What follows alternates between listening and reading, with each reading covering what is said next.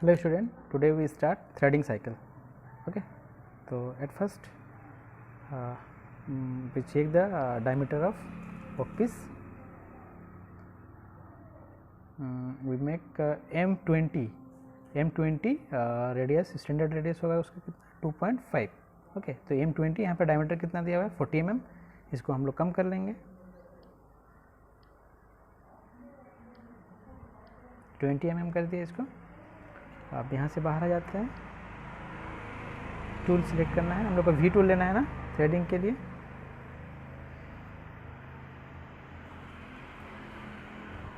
तो we tool आप लोग दिखना सीरियल नंबर 103 में है. ओके,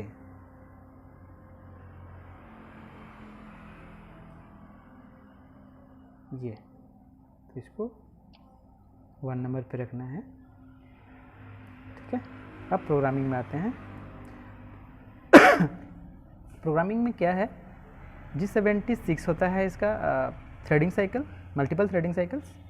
तो इस पर दोनों लाइंस का जो राइटिंग फॉर्मेट है वो मैं पहले लिखा चुका हूँ आप लोगों को, और आज मैं फिर से इसमें डिस्क्रिप्शन बॉक्स में डाल दूंगा कि उस दो लाइंस का मीनिंग्स क्या है. जैसे कि फर्स्ट G76 के बाद फर्स्ट लाइन में आता है P, 6 डिजिट नंबर आता है. तो फर्स्ट 2 डिजिट में क्या है, सेकंड 2 डिजिट में क्या है, थर्ड डिजिट में क्या है, इसको मैं फिर से आज मैं डिस्क्रिप्शन बॉक्स में डाल दूंगा. ठीक है, उसके बाद Q का वैल्यू क्या है, R का वैल्यू क्या है, वो भी मैं डिस्क्रिप्शन बॉक्स में डाल दूंगा. सबसे पहले अभी हम लोग क्या करते हैं, प्रोग्रामिंग टाइप करते हैं.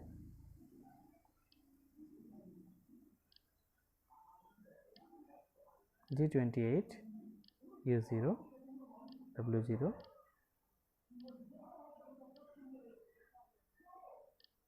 M06 T01 01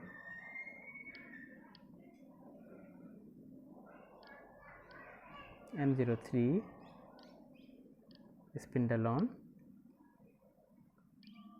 clockwise direction S. अभी थ्रेडिंग है तो हम लोग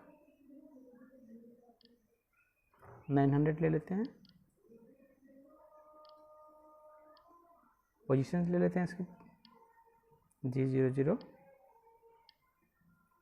X21 है ना, 20 लिए हम लोग, और Z1. ओके, अब कूलेंट ऑन कर लेते हैं. M08 डर क्लोज कर देते हैं. M39. अब हम लोग साइकिल लगाते हैं. G76 फर्स्ट में क्या लगता है, P 6 डिजिट नंबर रहता है. फर्स्ट 2 डिजिट का वैल्यू क्या है कि साइकिल कितना बार रिपीटेशन के कंप्लीट करेगा. 10 दे दिए हैं, जनरली ये अपने अकॉर्डिंगली लेगा. ठीक है, बीच वाला क्या होता है, चेम्फर वैल्यू होता है. स्टार्टिंग में जब हम लोग थ्रेडिंग करते हैं तो उसको आगे में चेम्फर रहता है, उसका वैल्यू कितना होना चाहिए, जनरली 15 to 20 ले जाता है, तो हम लोग 15 लिए हैं. लास्ट वाला है टूल का टिप एंगल कितना है. ठीक है, तो 60 डिग्री जनरली हम लोग यूज़ करते हैं थ्रेडिंग टूल के लिए. जब हम लोग टूल सेलेक्ट भी किए उसका भी 60 डिग्री ही है. ठीक है, उसके बाद है Q. फर्स्ट कट के बाद सेकेंड कट से जितना भी कट लेगा वो कितना लेगा. ठीक है, तो हम लोग 10 माइक्रोन्स ले लेते हैं. फिनिशिंग अलाउंसेस है ये 0.5.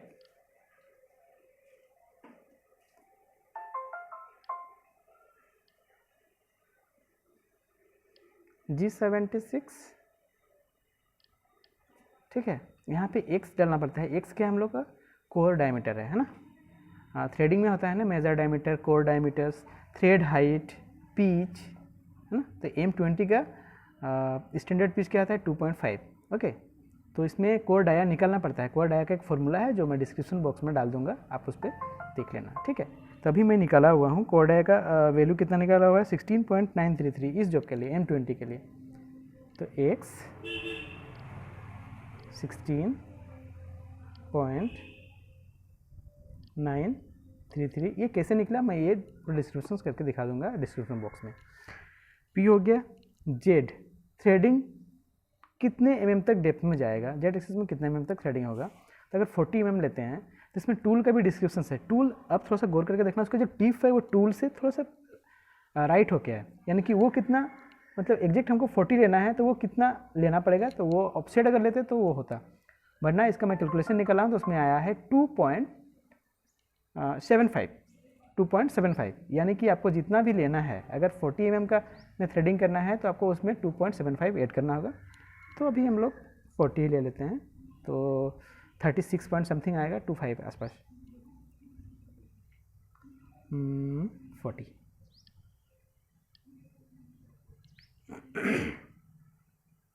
अब यहाँ पे फिर से P है, यहाँ पे P क्या दिया हुआ है, थ्रेड हाइट, इसको भी कैलकुलेशन करके निकाले हैं। इसका क्या है 1533.5, 1533.5। फिर यहाँ पे है Q, first depth of cut, इसको भी हम लोग 10 माइक्रोन्स ले लेते हैं।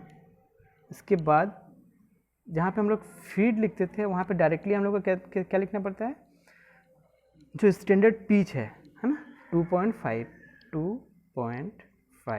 कंप्लीट।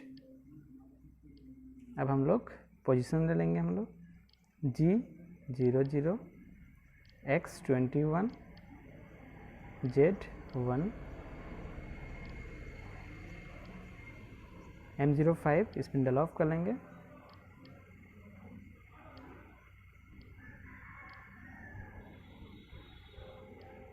कूलेंट ऑफ कर लेंगे,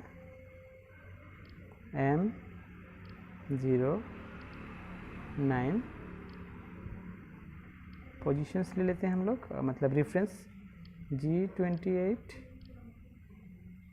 U0, W0,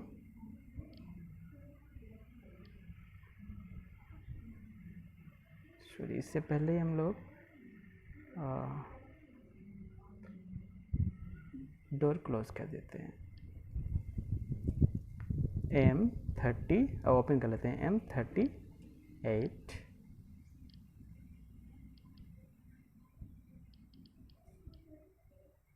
M30, ठीक है। एक बार ऊपर से चेक कर लेते हैं हम लोग, G28, U0, W0, M06, T01, 01, M03, S900 positions ले लिए, G00, X21, Z1 coolant on कर लिए, डोर क्लोज कर लिए, G76, P10, 15, 60, Q10, R.5, next line में G76, X 16.933, Z-40, P ले लिए हैं यहाँ पे, थ्रेड हाइट 15.333.5, Q ले लिए हैं 10, पिच ले लिए हैं, positions, coolant of, door close, okay.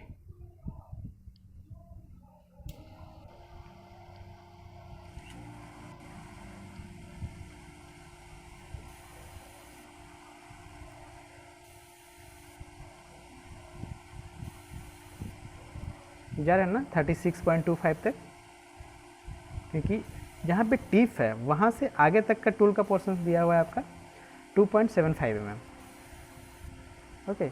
इसके जितने भी डिस्क्रिप्शंस है, सारा मैं डिस्क्रिप्शंस आपको डिस्क्रिप्शन बॉक्स में डाल दूंगा कि G76 का फर्स्ट लाइन में क्या क्या है, G76 का सेकेंड लाइन में क्या है, उसमें P का वैल्यू कैसे निकालना है, उसमें X का वैल्यू कैसे निकालना है, ये सारा चीज़ मैं डिस्क्रिप्शन बॉक्स में डाल दूंगा। आपको पेशेंसली इसको देखना है, ये प्रोग्राम एटलीस्ट 6 to 7 मिनट तक चलेगा, ठीक है। अगर इसमें हम लोग डेप्थ ऑफ कट ज़्यादा डाल देते हैं तो ये कम्प्लीटली थ्रेड नहीं बनाएगा। इसमें और भी लिमिटेशन ये है कि जो इसका टूल है V टूल, ये 3 mm से ज़्यादा का पिच नहीं बना सकता है। तो जो भी आप पिच वाला एक्सरसाइज करेंगे तो उसी पिच का एक्सरसाइज बना सकते हैं जिसमें 3 mm से कम का हो। वरना मैं M40 का भी बना सकता था जिसमें 4.5 का पिच होता। तो इस टूल्स का ही लिमिटेशंस है, 3 mm तक पिच बना सकता है ये, इसीलिए M20 का सिलेक्ट किया हम लोग, M20 इंटू 2.5 का, 2.5 तो आसानी से बना सकता है, ठीक है।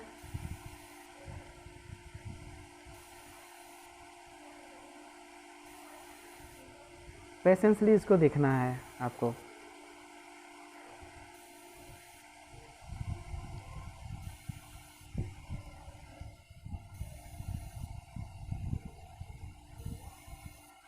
कहाँ पे चल रहा है टूल, अगर देखना चाहें तो इधर से देख सकते हैं। सबसे बेस्ट व्यू है ये।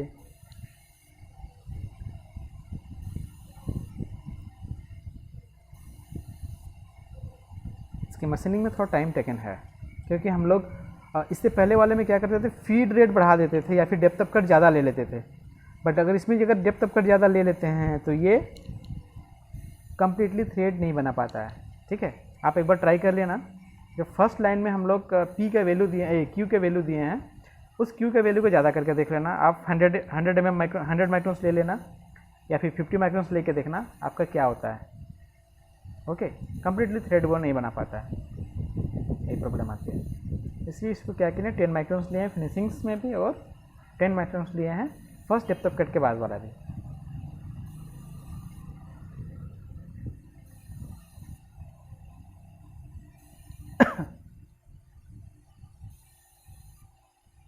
नज़दीक करके देख सकते हैं इसको, है ना।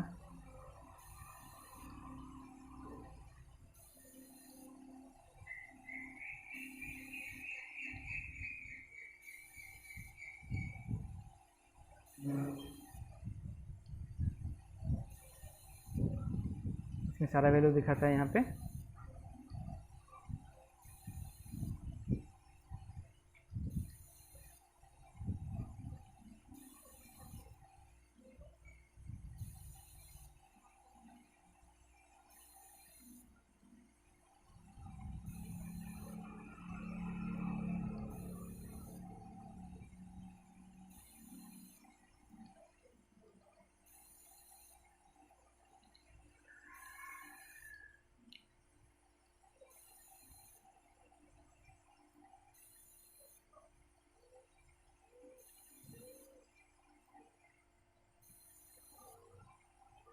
सिक्स टू 7 मिनट लेता है ये कंप्लीट होने में। ठीक है, पेशेंसली आपको देखना है क्योंकि थ्रेडिंग है।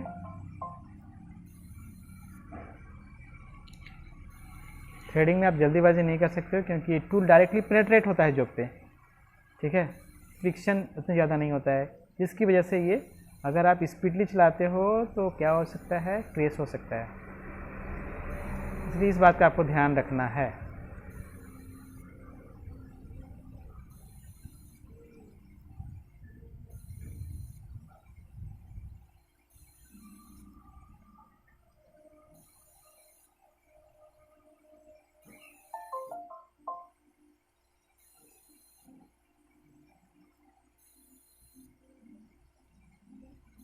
इसके सारे डिटेल्स मैं इसके डिस्क्रिप्शन बॉक्स में डाल दूंगा। आपको कुछ भी चीज़ अगर नहीं समझ में आएगी आप डायरेक्टली फोरम में कमेंट कर सकते हैं या फिर इसमें भी, वीडियो में भी। किसी भी चीज़ में समझ में नहीं आता है।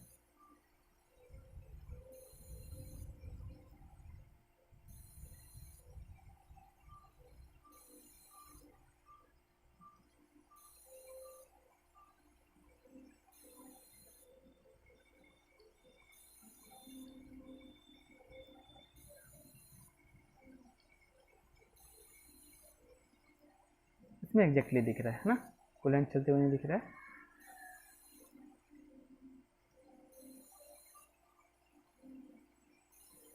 ये पीछे ही आ रहा है, यही है रिट्रैक्ट।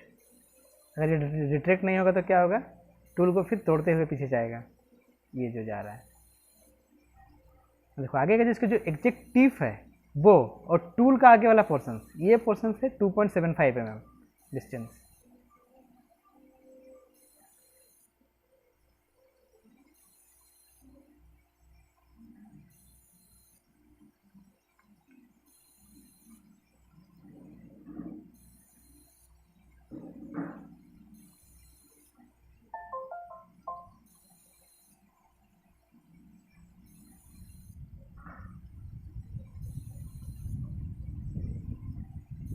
बस कुछ ही देर में कंप्लीट हो जाएगा थ्रेडिंग।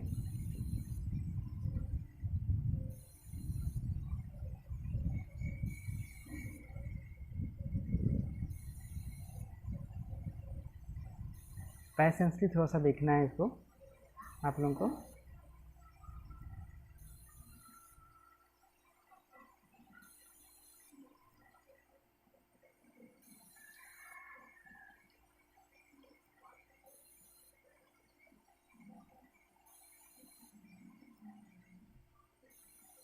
इसमें चिप्स भी निकलते हुए दिखता है।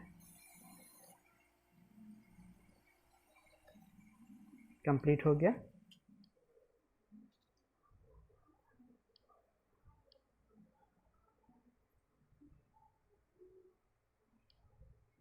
है ना? तो थैंक यू।